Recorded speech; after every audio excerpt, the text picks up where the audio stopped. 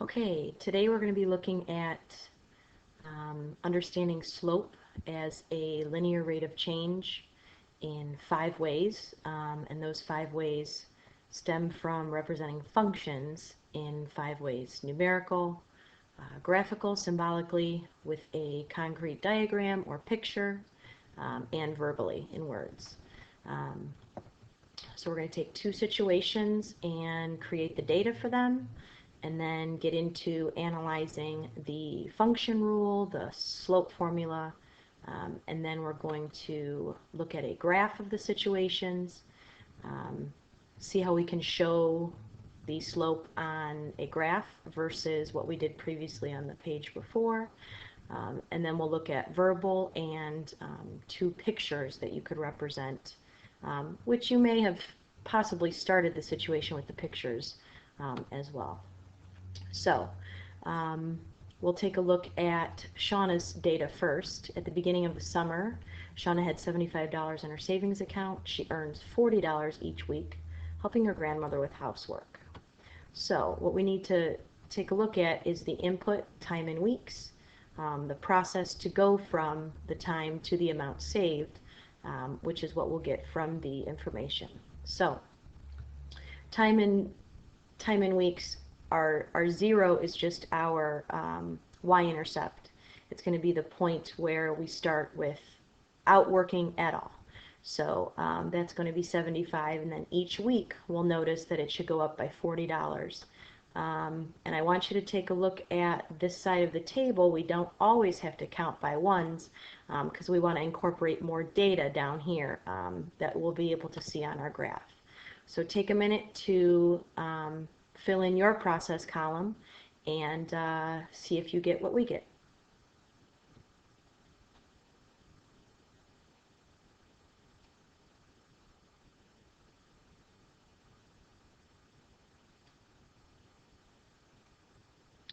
So we should have, using the correct order of operations, a process column that looks like this. The 75 came from what Shauna started with, and then every time time goes up, we have our multiplication part of the rule. And you can think about this as addition here, $40 plus $40. Multiplying by 3 is counting the 40 separately, 3 separate times, but we use the shortcut for multiplication. And you'll notice if you mess up order of operations, you're going to have a significantly higher number over here if you do 75 plus 40 first and then multiply by 5, which will not follow in our pattern. So you want to keep an eye out for that. Next, let's look at Manuel. He worked all summer in an amusement park and saved $1,050. At the end of the summer, he stopped putting money into the account and instead began making weekly withdrawals of $50. So it's the same setup. If you want to identify your key information and underline it or highlight it, we have $1,050. That's going to be the constant. So that's going to be first. And then you'll notice that when it says weekly withdrawals of $50, the weekly and the 50 are going to go together in terms of the week standing for T. So we're going to need something that's going to give us 50T here. So go ahead and fill out that process column, 50T. There you go. And calculate the amounts, and be careful that it is losing money.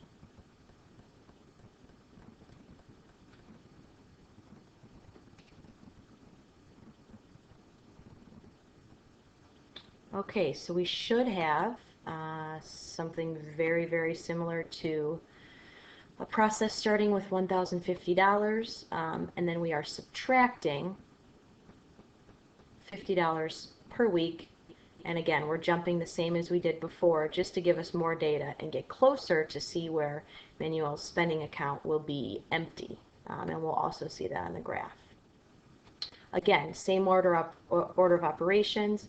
If you subtract 1,050 minus 50, you have 1,000, and if you multiply by that by 10, now you have 10,000. And clearly, if you think about it in context, you're not going to have $10,000. So you want to make sure that you have the correct order of operations. And now we're going to get into, I'm sorry, we got that from number one, complete numerical. That's telling you a table is numerical. And we have the function rule in the process column. We'll get to that last part of it when we take a look at number three. So now we're going to calculate the rates from the table. And you can do that two ways. You have a slope formula here, and you can also show the differences in the table. So we'll do that both ways. First for Shauna. And you'll see here that I've already plugged in two examples. You could use both of these, either or, just to verify 40 over 1 is the same as 200 over 5, which is 40. And it's a positive 40, which if you look up here should match this number here, which is your m, your slope. And we got the information from the y's up top, and we took the second value because a true change, you need something to take the change from, which is the latter number. So our first point was 0.75, but we put that second because then it changes 40 as you go from 1 week and making $115. So subtracting there, and then this example, if you take a look at it, we can also match it up to the table by just looking at the formula. We could see that she had $475 on the 10th week, and if we subtract the 5th week information from that, we can see that it was a change of $200 in 5 weeks. You always put your y values up top, your input on the bottom, which gives us 40 there. So we have our slope as 40. And you may want to label that with dollars, especially if we have a real life situation. And you'll see that in the verbal aspect of it on the next page. So now we're going to look into the slope of Manuel's spending, and his is going to be a little bit different. Before we do that, we have the 40 represented as differences. So you can see that every time you jump up by 40, you have a jump of 1, and you have up by 40, up by 1 in the weeks. And then you'll notice that the table did jump just to give us the higher data, but it's still proportional. So you have 40 over 1, and then you have your 80 over 2, which gives you 40, 200 over 5, and 400 over 10. So all those do give you your slope, so it is a linear table. So looking at, like I said before, Manuel, you can do the differences first. You don't always have to do the slope formula right away.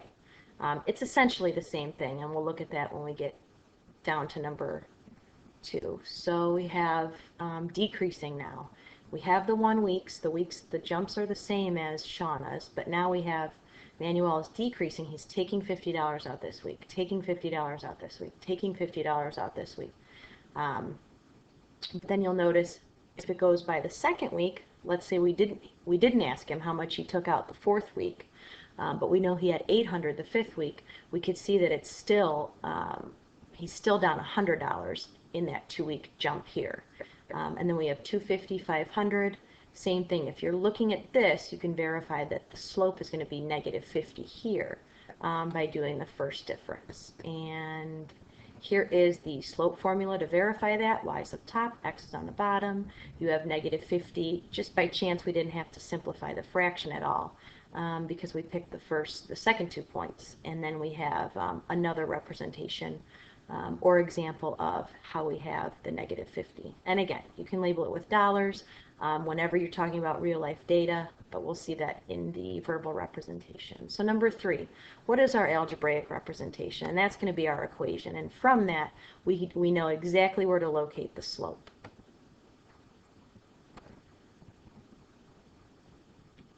So I don't know if you noticed, but whenever you write your process, you can pull the function rule from there. So the 75 always stayed the same. The 40 stayed the same, and anything that varies would be your variable. So our weeks varied and our amount varied. And our amount depends on how many weeks that we've had the account open. So whatever depends on the other is the dependent, which is y. So we have 75 plus 40t and 1050 minus 50t. Now you could use x and y, but we have a real life situation, so we want to be able to know what's time and what's the amount. In terms of the rule, the equation, we need to put the other variable in as an a. You can have a equals, or you can have equals a. So we have Shauna equaling a, just to be the same as the table, and then we have Manuel, same thing, equals a. So the same variables are fine. You just have to make sure you know which equation is which. And what numbers indicate the rate of change. So if you take a look at these, we're not talking about the time and the amount. We're talking about which number, the 75 or the 1050 or the 40 or the negative 50, would give us how the total amount of money is changing per week.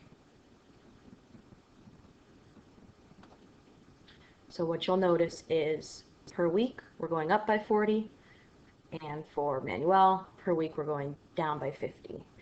And we got that from the slope-intercept form of equation, y equals mx plus b. But you'll notice that it's not in that form up here. We did move the a over, which you can do. All you're doing is really, it's symmetry, like a mirror. If you were to put a mirror here, you have this side, you have that side. So it mirrors over the other way, same thing. 75 plus 40t on the right is on the left, as we're used to seeing it. So y equals mx plus b, y equals b plus mx, same thing. Where you have your switching the addition here. And that's really just, whenever you have addition, it's commutative. You can put the mx first and then the b, or you can move the b first. You can't split the m and the x up, though. So you can commute these the other way and leave the y's where they are. So your slope is always going to be that value that's right next to your input variable.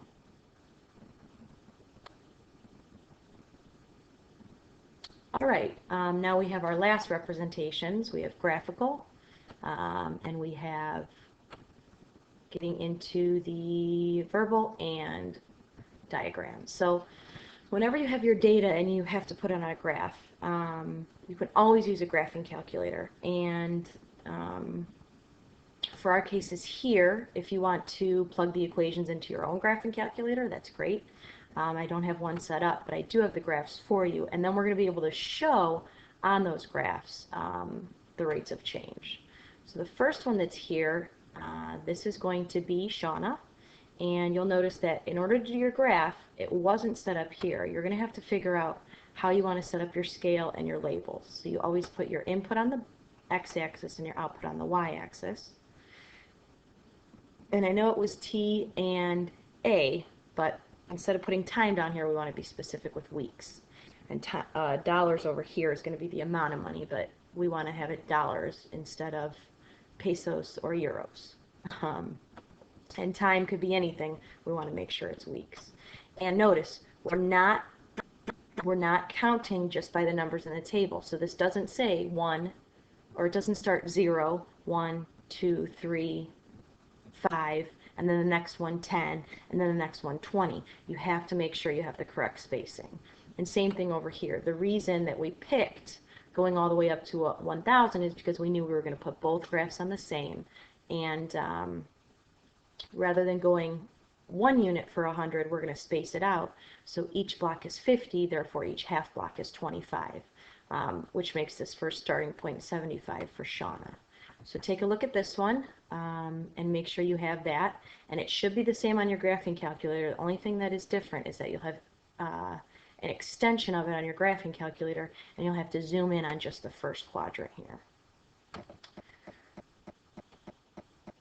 So now, this is just one example of showing the slope on a graph. We have rise over run. So we have rise over run, 600 over 15, which we did not have on the first page showing our slope, and that simplifies to 40.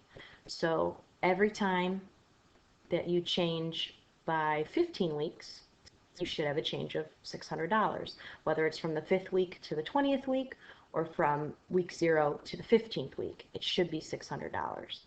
And you can show your slope as a smaller triangle of 40. It's a little bit harder to see. But these first couple points, if you take a look at it, you can have up 40 and over 1, or up 80 and over 2. And if you want to look back at your table to verify that those points do in fact give you those triangles, you could do that as well. So every time you go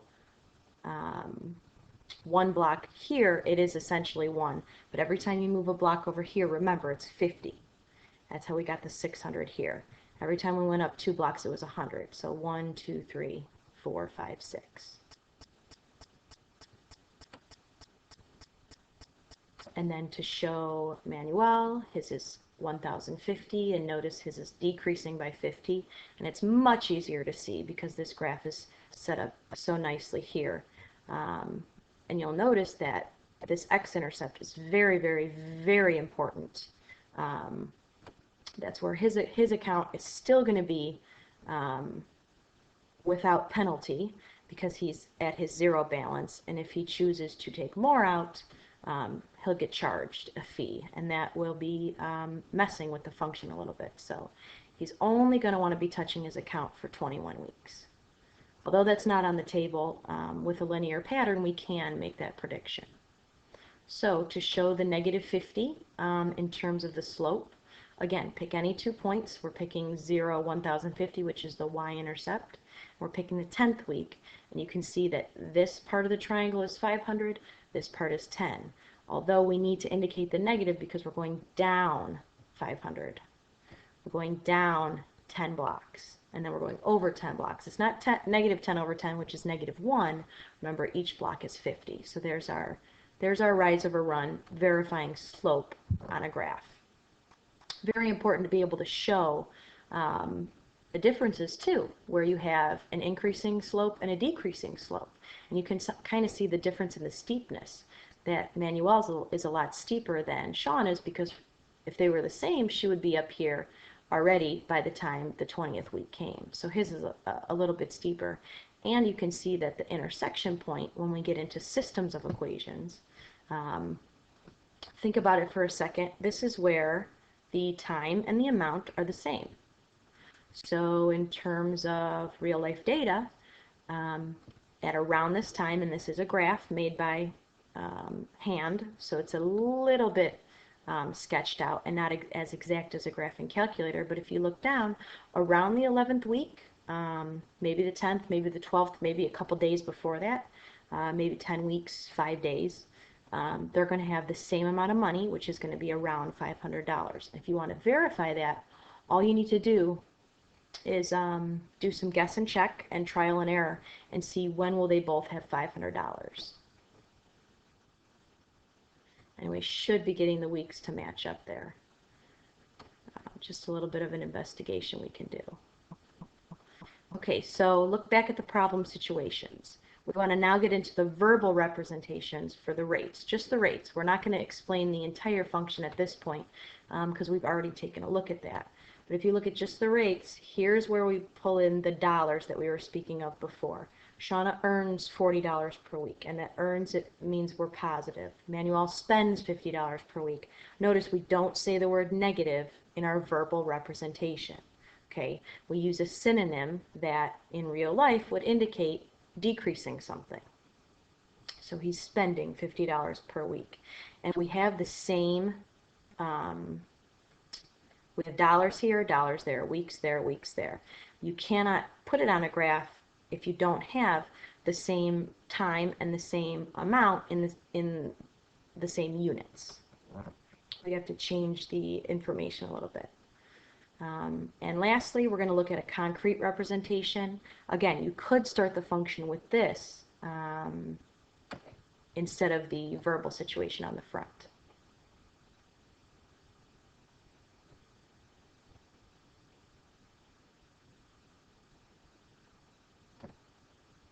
So lastly, we have a lot going on here, but bear with me. We have the two pictures and the diagrams. These were generated using dollar bills here from the Smartboard program. Shauna, if we take a look at Shauna, we can see what's the same in all these pictures. And then if we take a look at Manuel, what's the same in all these pictures. What you notice with Shauna is the background of all her pictures is 50, 25, which is 75. And so that would have been what she had up front. And then notice that this isn't the first part of our table, because when we set up a pattern, usually the first value in the series is 1. Second value is 2. Third value is 3 for the input. So rather than doing 75, we had to indicate the 75 with the extra $40 here, which is $115. So this is the first term. This is the second term, where we see that the growth is by the 20s here, 2 of those, which is 40. And here's our 40 here. So you can see in your diagram the situation, the rate of change. If you had to explicitly show where the rate of change was here, we could see that it's growing in these 20s. It's not very pretty, is it? And then what's different here is this next set of 20s, because we already have the ones in the back that were the same as the picture before that. So there's our rate of change within the picture, going up by 40. The next one's a little bit more difficult to see, actually, a concrete representation of the function. Again, it's not 0, $1,050. We're just at $1,000 because that was his first week. We don't have time 0 necessarily with the real life data. Then you'll see that the 100 changed to a 50. So we know that we're down 50, and now the $50 is gone. So the rate of change, instead of showing it as a picture here and highlighting it, we might have to explain how each picture is changing from one to the next, that we're getting rid of that money. So to recap, we have our concrete representation of the functions and the rates of change. We have our graphical representation, which was actually a system of equations that we're going to get into further down the road, where we have the saving and spending functions there. And then previously we had the slopes shown to us on the graph, where that was Manuel's and Shauna's was there. And back on this first page, you can see everything that we work through. The rate of change here, also verified with the formula, and then the rate of change also located in the equation. So that is 5 representations of functions and understanding slope as linear rate of change in 5 ways.